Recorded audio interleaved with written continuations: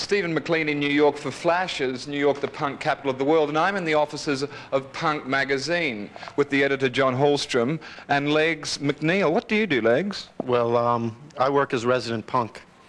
What does that involve? I usually just hang out and drink a lot and meet famous people and do interviews. These particular delicate delinquents, with no real financial backing, started Punk magazine a year ago. Instead of the usual typeface, all of the stories are hand-lettered and has the look of a comic book. Star reporter is Legs McNeil, who usually makes sure he asks the dumbest questions, because Punk, he says, is anti-intellectual. Well, in the case of Punk magazine, dumb's often smart. The magazine is nasty, it's honest, witty, and it's possibly the most original new publication to emerge since Australia's Oz magazine became famous in the 60s. John, where would you say the first germ of punk came from London or New York? Well, it's definitely New York. When? Summer of 1975, it was really visible, but it was building up for a long, for a short time before that. Who were some of the people in on the ground work of punk? The Ramones, early television, Patti Smith. I say Lou Reed if you want to go back. Lou Reed if you want to go back that far. Yeah, Lou But Reed. we don't want to mention him. Why not? What? Why not? Oh, you know, Australia knows about Lou Reed.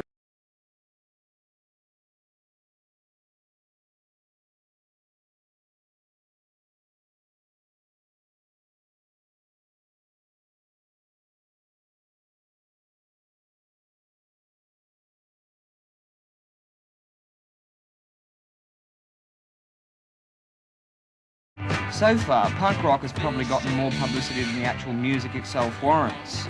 Few punk records have made it onto the charts, and some powerful New York record execs see it only as a flash in the pan.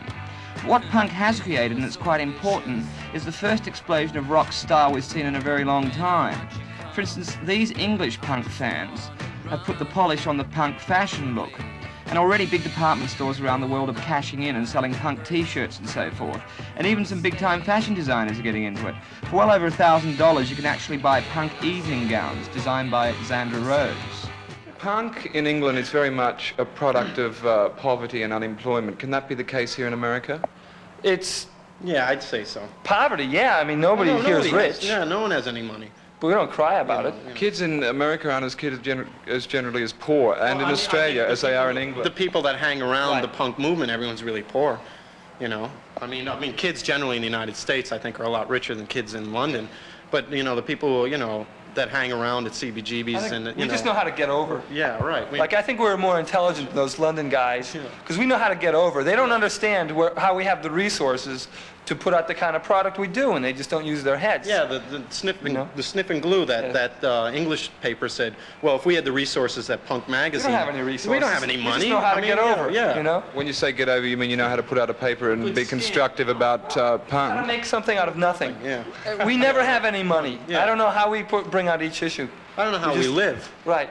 I really don't. We don't eat anything. We don't get salaries. We don't make money. Yeah, no one here is on salary. They're right. We just get over. We don't know how we, I make money, betting on pinball.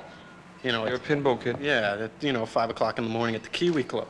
The kids in London just don't know anything. They're all morons. Yeah, I think so. Yeah, really. Would you want a safety pin up your nose?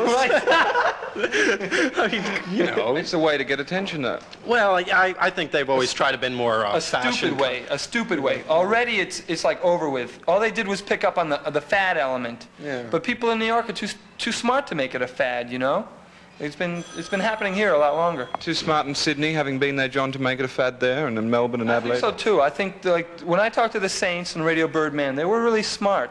They weren't into the image, and the caricature that the media plays up. They were into the music.